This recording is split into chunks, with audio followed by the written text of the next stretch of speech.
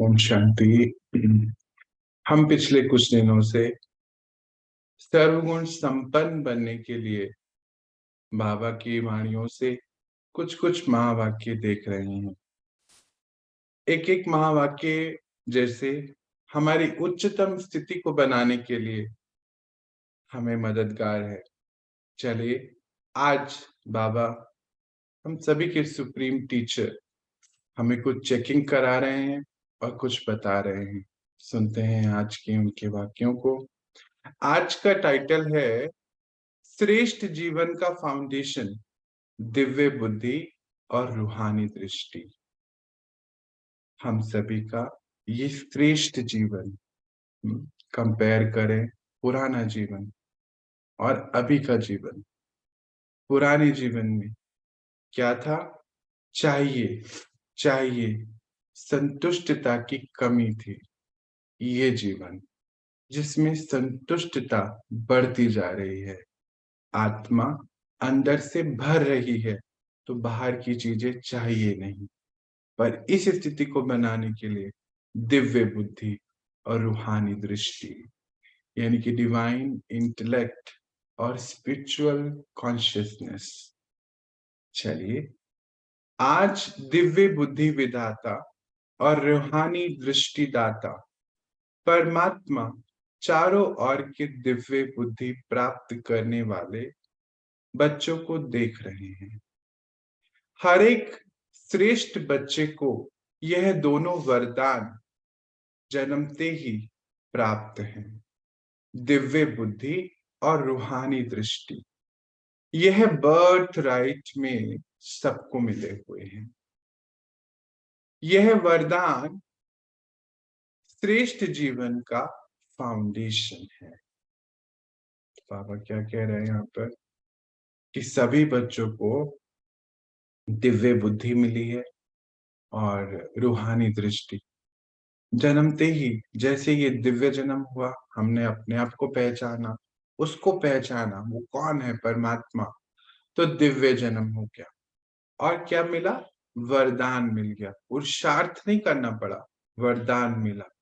जैसे लौकिक में भी जब बच्चा कोई जन्म लेता है तो जन्मते ही वारिस बन जाता है। माता पिता का जो भी होता है वो उस बच्चे का होता है, उसको मांगना या प्रूफ नहीं करना पड़ता। तो बाबा भी यही कह रहे हैं। तो बर्थ राइट है आप बच्चों के लिए, सभी को मिला है। क्या मिला है? डिवाइन इंटेलेक्ट और स्पिरिचुअल दृष्टि यानी कि स्पिरिचुअल कॉन्शियसनेस। सबको उसी नजर से देखना, बुद्धि उतनी पवित्र। इस ज्ञान से पहले, इस जन्म से पहले बाबा क्या कहता है? बुद्धि कैसी थी? पत्थर बुद्धि। अभी कैसी हो गई? डिवाइन बुद्धि। जीवन परिवर्तन व मरजीवा जन्म, यही श्रेष्ठ जन्म इन दोनों प्राप्तियों को ही कहा जाता है। जीवन और वर्तमान, पास्ट जीवन और वर्तमान श्रेष्ठ जीवन, दोनों का अंतर इन दो बातों का विशेष है। तो बाबा क्या कहता है यहाँ पे? जीवन परिवर्तन व मरजीवा। मरजीवा जन्म हम सभी जानते हैं। मरजीवा जन्म जब इस शरीर में रहते हुए हमारा नया जन्म हुआ, दिव्य जन्म, तो पुरानी सभी चीजें खत्म हो गई, समाप्त हो गई। जैसे जब शरीर छूट जाता है तो पुरानी सारे ही चीजें, जो हमारे आचरण, हमारा व्यवहार, हमारे सब कर्म करने का तरीका, सब खत्म हो जाता है, चेंज हो जाता है, क्योंकि आत्मा एक नए रोल के लिए चले जाती है आगे। यही है अभी बाबा इस यहाँ पर बताना चाहते हैं कि मरजीवा जन्म। मरजीवा अर्थात इस शरीर में रहते हुए ही हमने नया जन्म ले लिया। कौन सा जन्म ले लिया? श्रेष्ठ जीवन का। श्रेष्ठ जीवन, तो दो प्राप्तियां हुई यहाँ पे। दो प्राप्तियां क्या हो गई? कौन सी प्राप्तियां हुई हमें ये श्रेष्ठ जीवन लेते ही? एक तो रूहानी दृष्टि मिली और दूसरा दिव्य बुद्धि मिली। और अंतर क्या पड़ जाता है पुराने जीवन में और इस जीवन में? पुराने जीवन में कैसी बुद्धि थी? पत्थर बुद्धि। इस जीवन की कैसी बुद्धि होगी? दिव्य बुद्धि।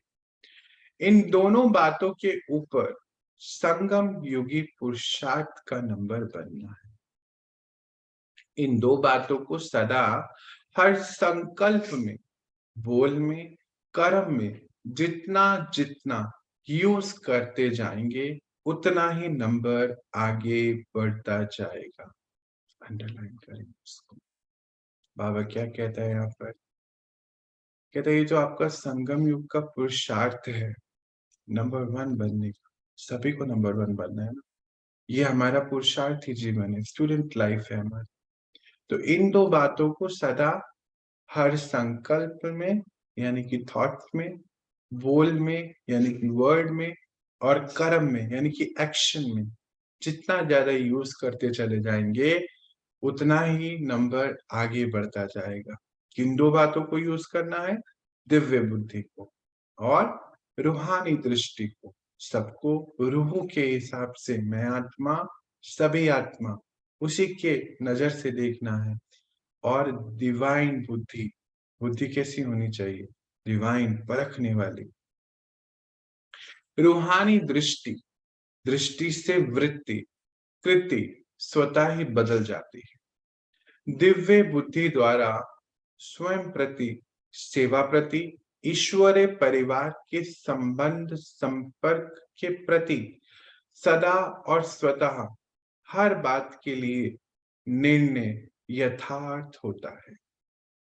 और जहां दिव्य बुद्धि द्वारा यथार्थ निर्णय होता है तो निर्णय के आधार से स्वयं के प्रति सेवा, संबंध संपर्क यथार्थ शक्तिशाली बन जाता है। मूल्य बात है ही दिव्य दृष्टि और दिव्य बुद्धि। बहुत बहुत इंपॉर्टेंट है इसको समझने वाला।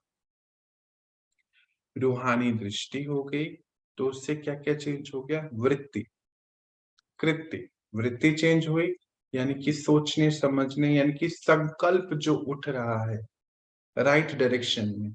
डिवाइन बुद्धि हो गई, उसको सही तोल के बता रही है। तो कर्म कैसे हो गए? शुद्ध कर्म हो गए, पवित्र कर्म हो गए। क्यों हो गए? क्योंकि दृष्टि रूहानी होगी। सबको देखने का नजरिया, जैसे हम दुनिया में कहते हैं ना कि लाल चश्मा लगाते हैं तो फिर सब लाल नजर आता है। तो रूहानी दृष्टि होते ही सबको देखने का नजरिया चेंज हो गया, कर्म चेंज हो गया, नेचुरली हो गया। दिव्य बुद्धि द्वारा क्या हुआ? स्वयं के प्रति हमारी सोच, सेवा के प्रति जो भी हम कर्म कर रहे हैं सेवा है। ईश्वरीय परिवार, वैसे तो ये पूरा विश्व ही ईश्वरीय परिवार है, बस हम ये कुछ लोग नहीं, पूरा विश्व ईश्वर का परिवार है। ये हमारा अब सोचने समझने का तरीका हो गया। फिर संबंध संपर्क, अब इसको ऐसे सोचिए जरा एक सेकंड के लिए कि हमें जो भी ड्रामा प्लान अनुसार मिल रहा है वो ईश्वर का बच्चा है। अब हम कैसे आएंगे उनसे संबंध संपर्क में? चेक करिए, चेंज हो गया नजरिया।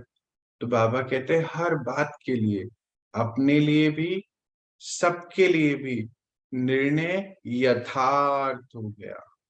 याद है ना हमारा एक गुण है यथार्थता, है ना? यथार्थ, यथार्थ हो गया। आगे क्या कहता है बाबा? जहां दिव्य बुद्धि द्वारा यथार्थ निर्णय हो गया। क्यों हो गया? क्योंकि परख राइट हो गई, तो डिसीजन जो हो गया वो भी दिव्य बुद्धि द्वारा हुआ। उसका आधार क्या था? क्या था? रूहानी दृष्टि। तो स्वतः ही अपने लिए भी, सेवा के लिए भी, संबंध के लिए भी सब शक्तिशाली हो गया, क्योंकि बुद्धि ने राइट परख देनी शुरू कर दी कि क्या राइट है क्या रॉन्ग है। पहले क्या था? पत्थर बुद्धि होता था। तो राइट परख नहीं की वजह से, क्योंकि राइट परख नहीं था तो रिश्ते कैसे थे? हम संबंध संपर्क में कैसे आते थे? बॉडी कॉन्शियसनेस के हिसाब से आते थे। सोचते कैसे थे? उसी के हिसाब से सोचते थे, अपने बारे में सोचते थे। मैंपन था, मैंपन के हिसाब से सोचने की वजह से जहां मेरी स्थिति नहीं, जहां मेरी बात नहीं मानी गई, तो वहां मन में कुछ खिटपिट थी। तो बाबा कहते हैं ये सब परिवर्तन हुआ और आधार क्या है? बस दो ही बात, दिव्य दृष्टि और दिव्य बुद्धि। आगे देखते हैं। आज परमात्मा सभी बच्चों की दिव्य बुद्धि को चेक कर रहे हैं। तो अभी मामा हमें, हमारा टीचर हमें चेकिंग कराएगा। अब हमें चेकिंग करनी है, अपने से चेकिंग करनी है। तो 1 सेकंड के लिए हम अपने आप को अपनी स्थिति में लेकर आए और चेक करें। जो जो बाबा चेकिंग के पॉइंट्स दे रहा है उसको सुनते जाएं और चेक करते जाएं। सबसे पहली दिव्य बुद्धि की परख, वह सदा बाबा को यानी कि परमात्मा को, आपको यानी कि स्वयं को और हर आत्मा को जो है जैसे हैं वैसे जानकर उस रूप में परमात्मा से जितना लेना चाहिए वह अधिकार सदा प्राप्त करता रहता है। पहला पॉइंट चेकिंग कर रहा है बाबा, चेकिंग का पॉइंट दे रहा है हम, तो हमें इसको चेक करना है। सबसे पहले दिव्य बुद्धि की परख क्या है कि वह सदा परमात्मा को, आपको, अपने आप को और हर आत्मा जो भी ड्रामा प्लान अनुसार हमारे साथ है, हमारे माता पिता के रूप में, जीवन साथी के रूप में, हमारे बच्चों के रूप में, पड़ोसी के रूप में, ऑफिस में काम करने वालों के रूप में, घर में जो हेल्प करने आ रहे हैं उनके रूप में, सभी आत्माओं को समझकर, परख कर, जो जैसा है वैसे जानकर उस रूप में परमात्मा से जितनी शक्ति चाहिए वे अधिकार द्वारा प्राप्त करता रहता है। क्यों बोला होगा बाबा ने ऐसा? मतलब कहने का यहाँ पर अर्थ क्या है कि जो जैसा है, मतलब सबके संस्कार अलग अलग हैं। ये जानकर उनके साथ वो जो जैसा है ये समझकर, यानी कि यहाँ पे कोई सवाल नहीं होना चाहिए उनके प्रति कि वो ऐसा क्यों है। अंडरस्टैंडिंग होनी चाहिए कि ये आत्मा ऐसी ही है, इसका यही संस्कार है। इसके लिए परमात्मा से क्या चाहिए? ये अंडरस्टैंडिंग के लिए जो शक्ति चाहिए वो अधिकार सदा लेकर जीवन में सबके साथ आगे बढ़ता है। पहले का जीवन कंपेयर करो ज्ञान से पहले का, पत्थर बुद्धि, सबके साथ रहना नहीं चाहते।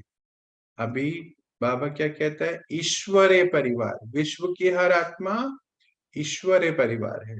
तो जो जैसा है जानकर अधिकार लेके परमात्मा से उनके साथ चलना।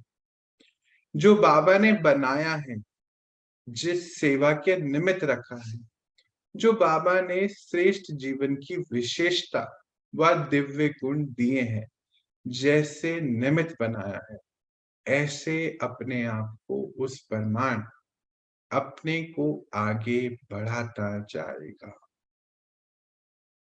सेकंड पॉइंट, जहां पर भी है, जो भी सेवा में है, हो सकता है घर संभाल रहे हैं, हो सकता है दफ्तर में कोई भी काम है, अकाउंटेंट हैं या फिर डॉक्टर हैं, इंजीनियर हैं, कुछ के भी निमित्त हैं, ये श्रेष्ठ जीवन है हमारा। इसमें हमें श्रेष्ठ जीवन की विशेषताओं को, दिव्य गुणों को जो बाबा से प्राप्त हुए हैं उसको यूज करते हुए हर समय परमाण वो हर कर्म कर रहा है अपनी दिव्यता को बढ़ाने के लिए। ये बहुत अंडरलाइन करने वाली बात, मतलब कि आसपास क्या हो रहा है उसको देखते हुए अपने आप को डिग्रेड नहीं करना। जैसे क्या होता है कलयुग में कि वो ऐसा कर रहे हैं तो चलो हम भी ऐसा कर लेते हैं, तो करते करते कलयुग आ गया। पर बाबा कहते हैं आप जहां पर भी हो, जिस भी सेवा के निमित्त हो, ये श्रेष्ठ जीवन है। इसकी विशेषताएं और गुणों को, दिव्य गुणों को निमित्त बनकर यूज करते चलो, यही आपका दिव्य बुद्धि की सेकंड परख है। आगे देखते हैं। साथ साथ हर श्रेष्ठ आत्मा के साथ, हर श्रेष्ठ आत्मा के साथ जो आत्मा जैसी विशेषताएं वाली है, जिस गुण वाली है, जिस सेवा के योग्य है, जैसे पुरुषार्थ की गति में चलने वाली है, हर एक को जो है, जैसा है वैसा जान उस आत्मा से, उसी विधि से संपर्क में आना और आगे बढ़ना, इसको कहते हैं बाबा के द्वारा दी गई दिव्य बुद्धि। और इन्हीं आत्माओं को श्रेष्ठ आत्माएं कहा जाता है, जो जैसे हैं वैसे जान आगे बढ़ाना। यह है दिव्य बुद्धि की पहली परख। पहली परख का लास्ट पॉइंट चल रहा है अभी। तो बाबा क्या कहता है यहाँ पर, बहुत इंपॉर्टेंट है। एक लाइन में अगर इसको सम अप करें, किसी को जजमेंट नहीं कर, किसी के लिए जज नहीं बनना है, किसी के लिए जज नहीं बनना है, किसी को जजमेंट नहीं दे।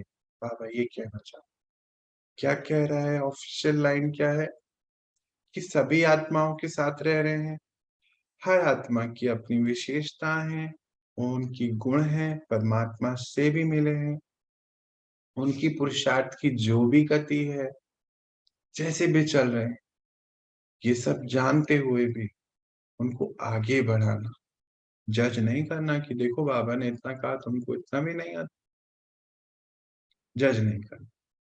तो बाबा कहते हैं ये श्रेष्ठ आत्मा की जो है दिव्य बुद्धि की परख है। आगे देखते हैं। दिव्य बुद्धि अर्थात होली हंस बुद्धि। हंस अर्थात स्वच्छता, स्वच्छता।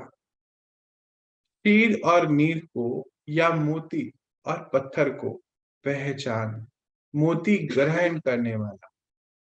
जानते हैं कि यह कंकड़ है, यह मोती है, लेकिन कंकड़ को धारण नहीं करते, इसीलिए होली हंस संगम युगी ज्ञान स्वरूप दिव्य देवी सरस्वती का वाहन है। अंडरलाइन। कल भी बता रहे थे बाबा कि संगम युगी सरस्वती का वाहन है कौन, होली हंस। हंस की बात हो रही। तो बाबा क्या कहते हैं, हंस जो है, हंस अर्थात स्वच्छता, यानी कि बुद्धि की स्वच्छता।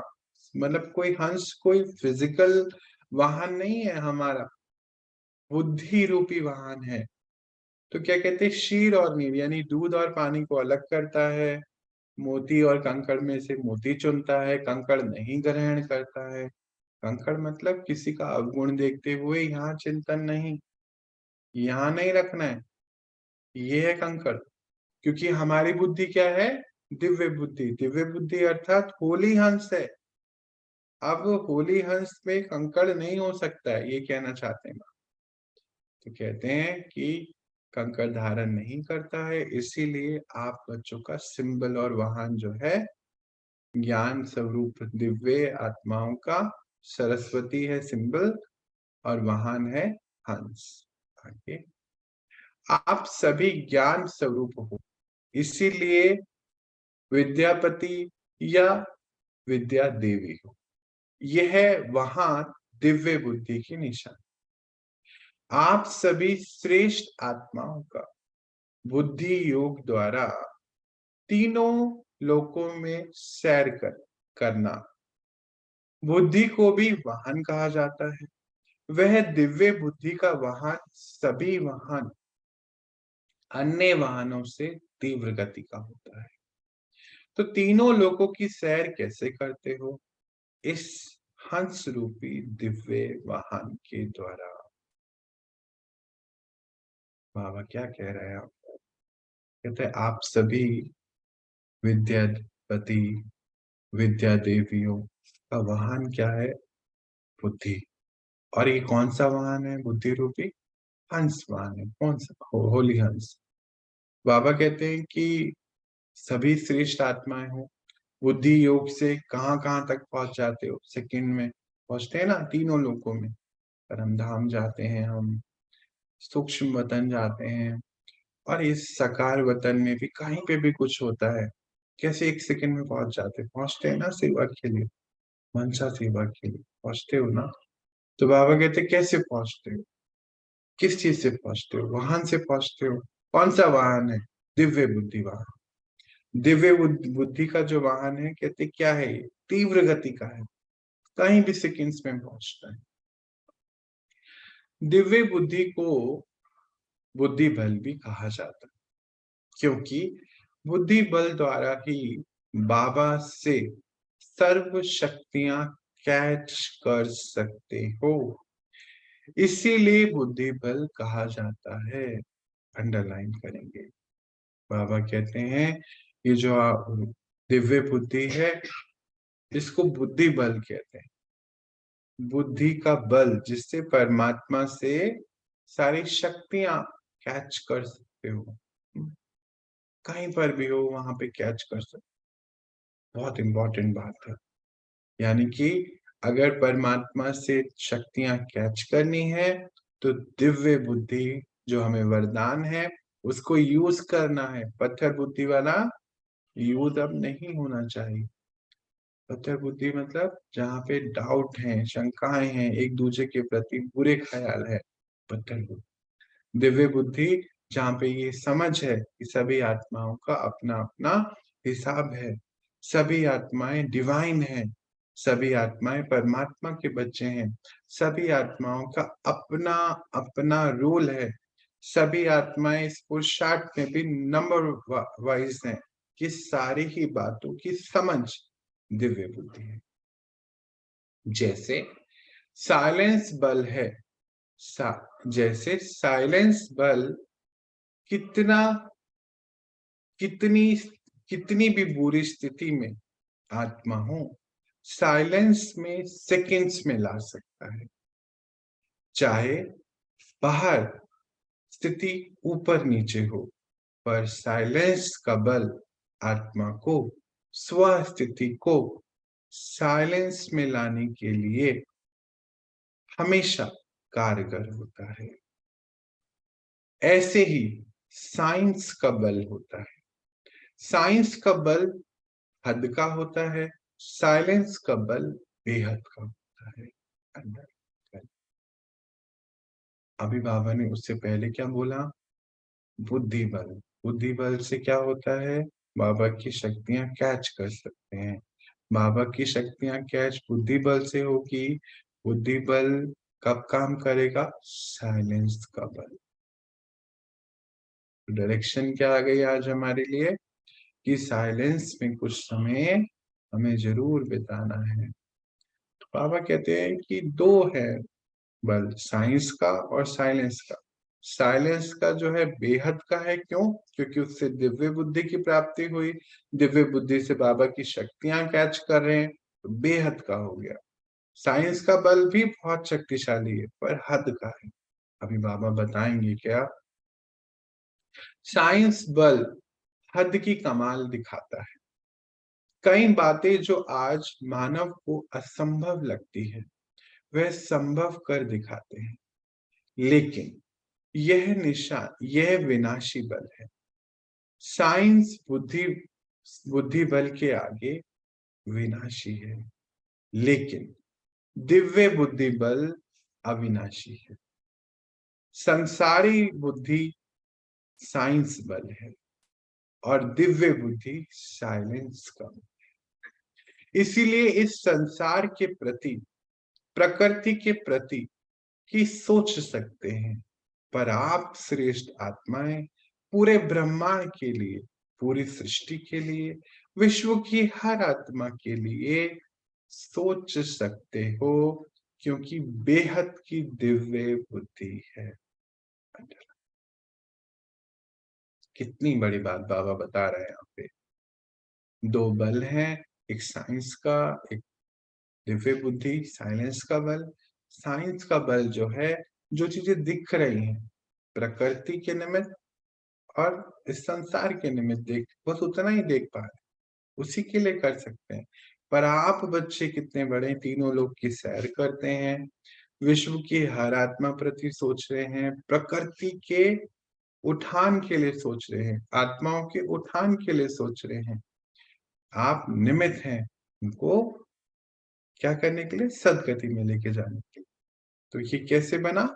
दिव्य बुद्धि बल साइलेंस के बल से। दिव्य बुद्धि बल मास्टर सर्वशक्तिमान बनाता है, परमात्मा पहचान कराता है, परमात्मा मिलन के निमित्त बनता है, परमात्मा प्राप्तियों की अनुभूति कराता है। दिव्य बुद्धि जो चाहे, जैसा चाहे, असंभव को संभव करने वाली होती है। दिव्य बुद्धि द्वारा हर कर्म में परमात्मा प्यार, पवित्र टचिंग अनुभव कर सकते हैं। हर कर्म में सफलता का अनुभव कर सकते हैं, क्योंकि पिता आप सभी के साथ है। बहुत इंपॉर्टेंट बातें हैं। कहते दिव्य बुद्धि बल जब होता है तो मास्टर सर्वशक्तिमान बन जाते हैं आप सभी। टाइटल भी है ना हमारा। फिर वहां पे क्या क्या हो सकता है? परमात्मा पहचान, कि परमात्मा कौन है हम सब ने पहचाना ना। नहीं तो भगवान तो मूर्तियों में देखते थे, मंदिरों में देखते थे, किसी साधु संत को समझ बैठते थे, परंतु पता चला कि नहीं, परमात्मा कौन है। फिर परमात्मा मिलन, पहले पहचाना और फिर उससे मिलन बनाया। मुझ आत्मा ने उस पिता से मिलन बनाया, फिर उससे प्राप्तियों का अनुभव भी किया। आज हम सभी देखो, हम सभी की स्टेबिलिटी धीरे धीरे बढ़ती जा रही है। पुराने दिन से अब आज के दिन बढ़ गई है। हमारी संतुष्टता बढ़ती जा रही है। हमारी शक्तियां, चीजों को देखने का नजरिया, सारे कर्म को अच्छे से करने का तरीका, ये कहाँ से प्राप्त हो? आज हम दिव्य गुणों को इमर्ज करने की बात कर रहे हैं। ये सब प्राप्तियां कहाँ से हो रही है? उससे हो रही है। इसके अनुभवी हैं, हम सब अनुभवी हैं अब तो। फिर क्या कहता है बाबा? दिव्य बुद्धि जो चाहे, जैसा चाहे, असंभव को संभव करने वाली है। ये थोड़ा हाईलाइट करनी है, तो इसको हाईलाइट करनी। बाबा क्या कहता है? जो चाहे, जैसा चाहे, मतलब पत्थर बुद्धि डरी हुई कि हम कैसे करेंगे। दिव्य बुद्धि कि ये तो हुआ ही रखा है, क्योंकि मेरे साथ कौन है? परमात्मा टचिंग है। जैसे पवित्र हो गए तो परमात्मा की टचिंग है, तो असंभव। आज हमने पवित्रता को अपनाया, दुनिया के लिए असंभव है। आज हम कितनी मर्यादाओं में चलते हैं, असंभव है उनके लिए। पूछते हैं, करते हैं, कैसे होगा? आप लोग कैसे करते हैं? हम हम में से बहुत सब, कोई कोई तो बताता है कि 8-8 बजे उठते थे, अभी 2-2 बजे उठ जाते हैं। असंभव को संभव कर दिया, किया ना। ये सब संभव किया। कैसे किया? दिव्य बुद्धि किया था। तो दिव्य बुद्धि द्वारा हर कर्म, क्यों हुआ ये ऐसा? क्योंकि परमात्मा प्यार की, पवित्र प्यार मिल रहा था, उसकी टचिंग अनुभव हो रही थी। तो जो कर्म कर रहे थे उसमें सफलता पाते चले गए, क्योंकि ये पता है कि वो हमारा साथी है। इसीलिए ये कैसे हुआ? दिव्य बुद्धि से हुआ। दिव्य बुद्धि कोई भी माया के वार को हार खिला सकती है। जहां परमात्मा टचिंग है, प्यार की टचिंग है, मिक्सचरिटी नहीं है, वहां माया की टचिंग अथवा वार असंभव है। बाबा क्या कहता है यहाँ पर? कि जिसने परख लिया कि माया मुझ पे अटैक कर रही है, तो बस फिर तो क्या है, फिर तो जीत हासिल है ना। पहले तो ये परख नहीं थी, ज्ञान से पहले परख ही नहीं थी कि माया क्या है, विकार क्या है, कुछ हो भी ऐसा अटैक भी हो रहा है, कुछ भी नहीं, बस चलते रहे थे, जीवन जी रहे। पर जैसे ही ये दिव्य बुद्धि आई, पता चला, परमात्मा टचिंग हुई, तो जहां परमात्मा टचिंग है, परमात्मा का प्यार है, कोई मिक्सचरिटी नहीं है, उसको हमसे कुछ चाहिए भी नहीं, निस्वार्थ प्रेम प्रेम है, तो माया के टचिंग होने से पहले परमात्मा टचिंग हो जाती है और जीत निश्चित हो जाती है। माया का आना तो छोड़ो, लेकिन टच भी नहीं कर सकती। और ही माया दिव्य बुद्धि के आगे सफलता की वरमाला बन जाती है। माया रहती ही नहीं, माला बन जाती है। ये दृश्य देखेंगे, बाबा ने बताया है ना कि सारे ही विकार 10 हाथ बनकर 20 हाथ बनकर आपकी सेवा में लग जाएगा। छोटे से रूप में देख लेते हैं, जैसे काम विकार जो है वो हमारी शुभ कामनाएं बन जाएं विश्व की हर आत्मा प्रति, 5 तत्वों प्रति। क्रोध अग्नि योग अग्नि बन जाए और सेवा में लग जाए।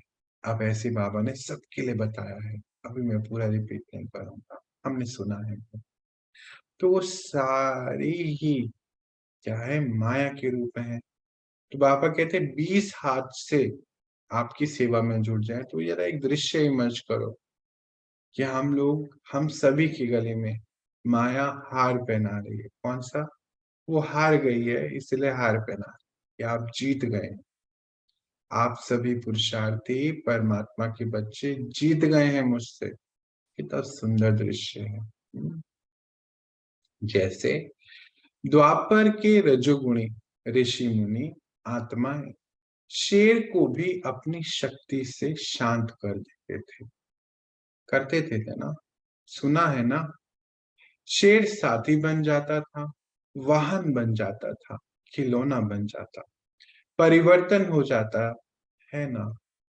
तो आप सब सतो प्रधान, मास्टर सर्वशक्तिमान, दिव्य बुद्धि, वरदानी, उन्हों के आगे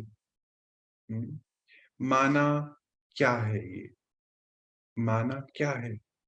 क्या माना क्या है? माया क्या है? क्या माया कभी दुश्मन बन सकती है? नहीं, बाबा कहते नहीं बन सकती है। दुश्मन से परिवर्तन नहीं हो सकती है क्या? दिव्य बुद्धि बल आते ही श्रेष्ठ बल धारी बन जाते हैं। सिर्फ इसको यूज करो। तो जैसा यूज करते जाएंगे, माया आपके सामने खिलौना बन खेलने के उपयोग में आ जाएगी। बाबा कहते हैं द्वापर से रजोगुणी ऋषि मुनि आत्माएं, हमने कहानियां सुनी है कि शेर को अपनी शक्ति से शांत कर देते थे, साथी बनाते, वाहन बनाते, खिलौना बना देते, परिवर्तन हो जाता था शेर। तो आप कौन है? सतो प्रधान, मास्टर सर्वशक्तिमान। सतो प्रधान यानी कि सातों ही गुण अपनी प्रधान स्थिति में, क्योंकि पवित्रता पहले धारण, फिर सर्वशक्तिमान, फिर दिव्य बुद्धि, ये सारी ही आपके अलंकार है बाबा के। तो माया क्या है आपका? कुछ भी नहीं। माया को दुश्मन थोड़ी है, वो तो परिवर्तन होके आपके खिलौना बन के साथ में रहे। उसको उसके लिए क्या करना है? दिव्य बुद्धि को यूज करो बाबा के। जैसे समय उस विधि से यूज करो, जैसा समय है वैसी विधि से यूज करो। तो सर्व सिद्धियां आपकी हथेली में है। सिद्धियां कोई बड़ी चीज नहीं, सिर्फ दिव्य बुद्धि की सफाई है। कहते जैसे जैसे यूज करो, जैसा समय आए आपको सारी सिद्धियां प्राप्त हो जाएंगी। कहते सिद्धियां कोई बड़ी चीज थोड़ी है, कुछ भी नहीं है, बस बुद्धि की सफाई है, दिव्य बुद्धि की सफाई। जैसे आजकल के जादूगर हाथ की सफाई दिखाते हैं, उन्हों की है हाथ की सफाई और आपकी है बुद्धि की सफाई। उनकी है हाथ की सफाई जादूगर की, और आपकी है दिव्य बुद्धि, यानी कि पुरानी पत्थर बुद्धि को साफ करके दिव्य बुद्धि की सफाई। और उससे क्या होगा? सिद्धियां जैसे प्राप्त हुई हैं। आप सभी श्रेष्ठ आत्माओं ने सर्व सिद्धियां प्राप्त की हैं, लेकिन दिव्य सिद्धियां साधारण नहीं है। तभी तो आपकी मूर्तियों द्वारा आज तक भी भक्त आत्माएं सिद्धियां प्राप्त करने के लिए लाइनों में खड़ी। जब सिद्धि स्वरूप बने हैं, तभी तो भक्त आपको सराहते हैं, आपसे मांगते हैं। तो समझा दिव्य बुद्धि का क्या कमाल है। स्पष्ट हुआ ना कि दिव्य बुद्धि का कमाल क्या है। लेकिन आज क्या देखा, क्या देखा होगा, आप ही सुना। बाबा क्या कहते हैं यहाँ पर कि आप सभी श्रेष्ठ आत्माएं, इस समय सृष्टि पर हम संगम युग में सभी देव देवताएं, देव आत्माएं परमात्मा के संग सिद्धियां प्राप्त करते हैं, उनके साथ जुड़कर दिव्य सिद्धियां प्राप्त करते, साधारण नहीं। तो बाबा कहते हैं द्वापर से ड्रामा अनुसार जो मूर्तियां अभी आपके जड़ चित्र हैं, भक्त आत्माएं क्या करते हैं, लाइनों में खड़े होते हैं, आपसे क्या मांगते हैं, जो भी उनकी मन्नतें होती हैं, सिद्धियां होती हैं ना, वो प्राप्त करते हैं। क्यों? क्योंकि इस समय का ही गायन, इस समय के ही रूप को दिखा रहे हैं आप परमात्मा से ले रहे हैं और वरदाता बन के उनको दे रहे हैं। तो अंडरलाइन करेंगे इस बात। बाबा कहते हैं कि तो समझा दिव्य बुद्धि की कितनी कमाल है। फिर क्या बोलते हैं, लेकिन बाबा ने आज क्या देखा। फिर पूछ भी रहे हैं क्या देखा, आप ही सुना। चलिए बाबा सुना रहे हैं, हम सुनते हैं। आप सब तो टीचर्स हो ना, तो बाबा समान मास्टर शिक्षक हो गए हो ना। टीचर अर्थात हर संकल्प, हर बोल, हर सेकंड सेवा में उपस्थित। संकल्प, बोल, हर सेकंड कर्म, सेवा में। ऐसे सेवाधारी को ही बाबा टीचर कहते हैं। हर समय तो वाणी द्वारा सेवा हो नहीं सकती है। बाबा कहते हैं हर समय तो नहीं हो सकती है ना वाणी के द्वारा, थक जाएंगे। लेकिन अपने फीचर्स द्वारा हर समय सेवा कर सकते, इसमें थकावट की तो कोई बात नहीं। यह तो कह नहीं सकते ना कि इतना बोलना पड़ता है, किन किन बोलने का तो मन ही नहीं करता है, फिर भी इतना बोलना पड़ता है। नहीं, ये तो यथाशक्ति समय पर मार, बस फीचर्स में लाना है। क्या फीचर है? फरिश्ता फीचर, फरिश्ता फ्यूचर फीचर बन जाना है। जो फरिश्ते का फ्यूचर का हमारा है, फ्यूचर का फरिश्ता स्थिति है, वो फीचर्स में अभी आ जाए। उपराम अवस्था, हर बात से न्यारे, उपराम। संगम युग का फ्यूचर फरिश्ता है और यही आपका फीचर दिखाई देना चाहिए, तो कितनी अच्छी सेवा होगी। तो बाबा क्या कहते हैं कि इतना तो सबको बता नहीं सकते, थक जाएंगे बोली से, तो फरिश्ते रूप में बन कर रहना, फीचर वैसा बना लीजिए और उसी से आपकी अनेकों की सेवा हो सके। जब जड़ चित्र फीचर द्वारा अंतिम जन्म तक भी सेवा कर रहे हैं, तो आप सब चैतन्य श्रेष्ठ आत्माएं अपने फीचर्स द्वारा सेवा सहज कर सकते हो।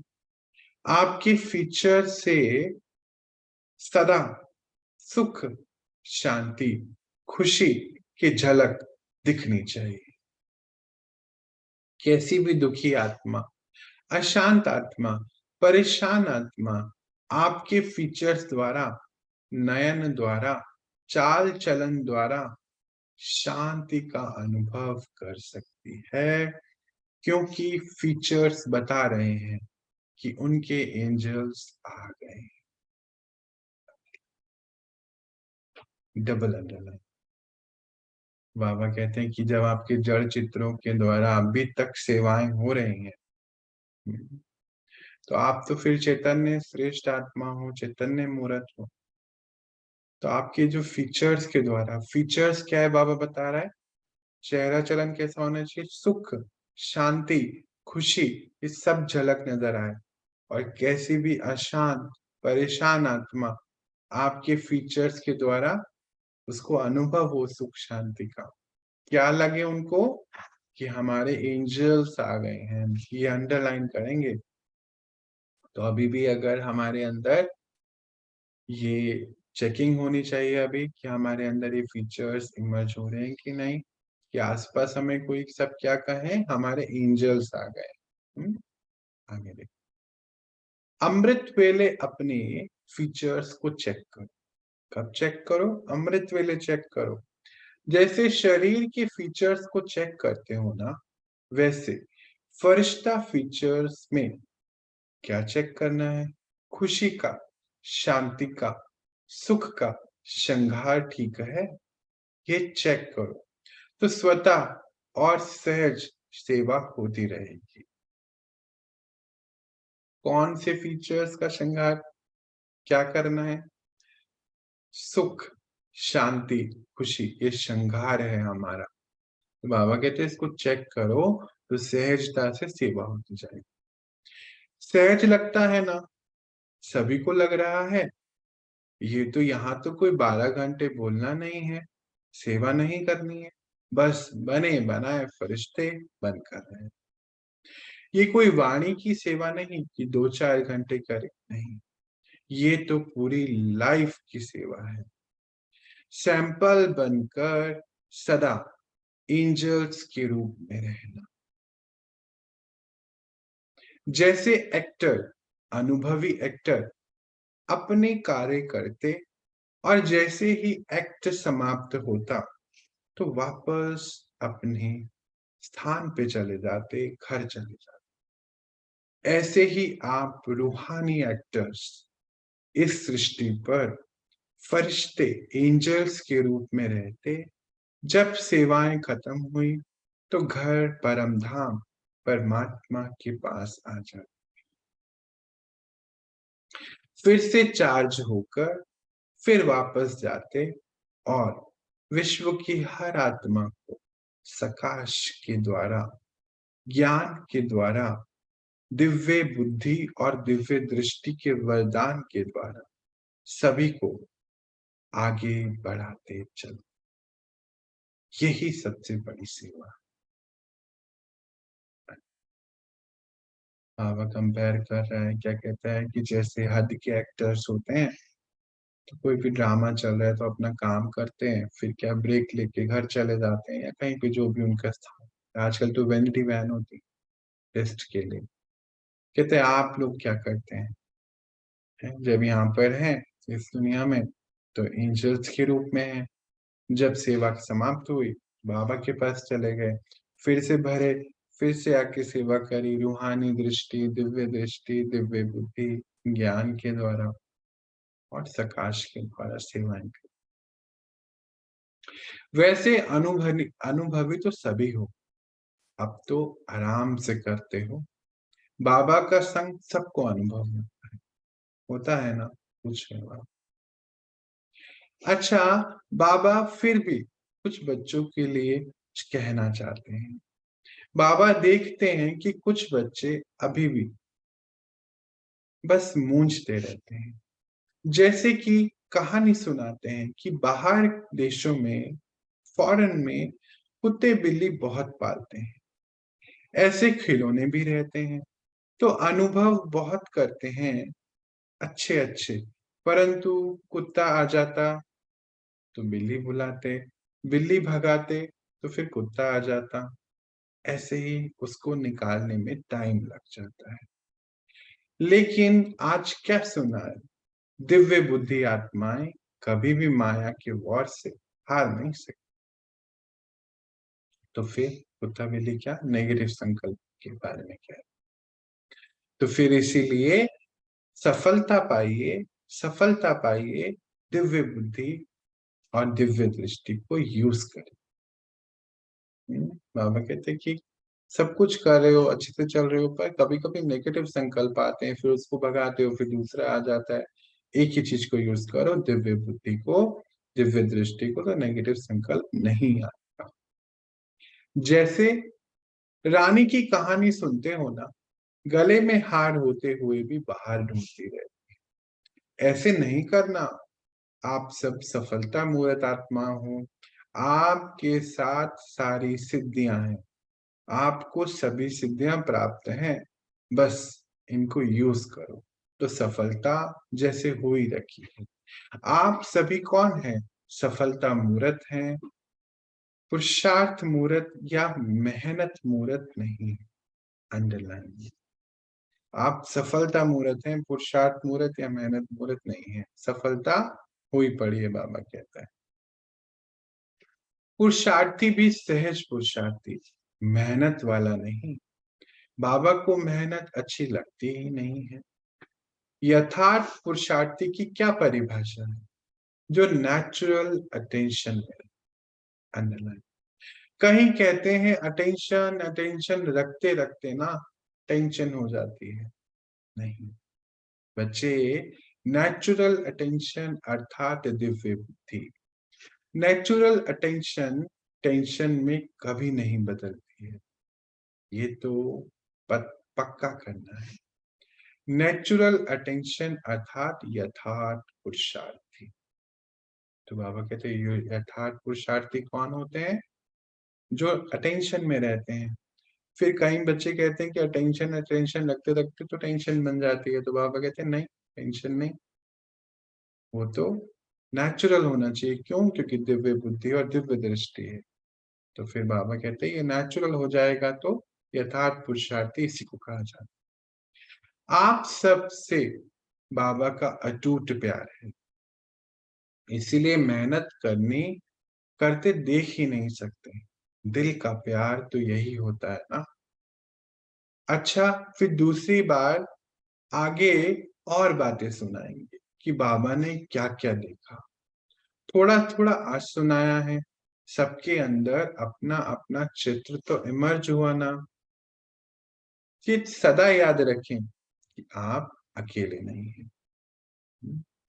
इस संगम पर जितना बाबा को फॉलो करते जाएंगे उतना ही नंबर 1 बनने के अभ्यासी बनेंगे। विश्व के राज्य तख्त पर भी नंबर वार बैठेंगे। क्यों? क्योंकि अभी नंबर वार फॉलो। तख्त लेना है या नहीं लेना, ये भी चेक करो। बैठना है या नहीं। सतयुग में तो 8 बैठेंगे। फिर क्या कहेंगे, क्या करेंगे? थोड़ा समय टेस्ट करेंगे या रेस्ट करेंगे। जब विश्व महाराजन अपने महल में जाएंगे तो आप बैठकर क्या देखेंगे? पूछने में फिर क्या करेंगे? इसी समय करना है जो करें, फिर कुछ नहीं होगा।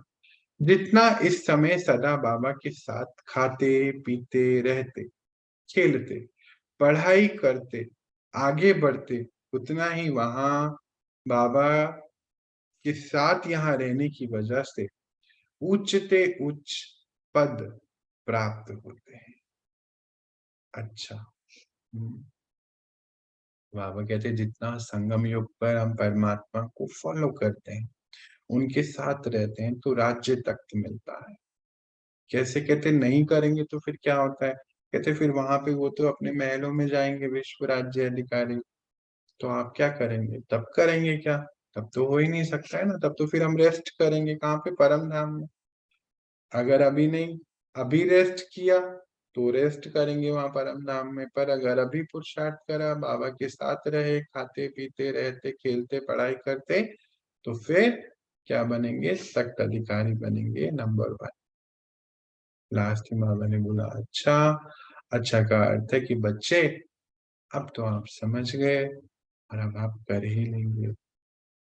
हमारा भी उस सच्चे साथी के प्रति शुक्रिया। शुक्रिया बाबा, शुक्रिया कि आपने हमें ये ज्ञान दिया और हम इसके रूप आपको बन के दिखाए। ओम शांति। सभी को ओम शांति।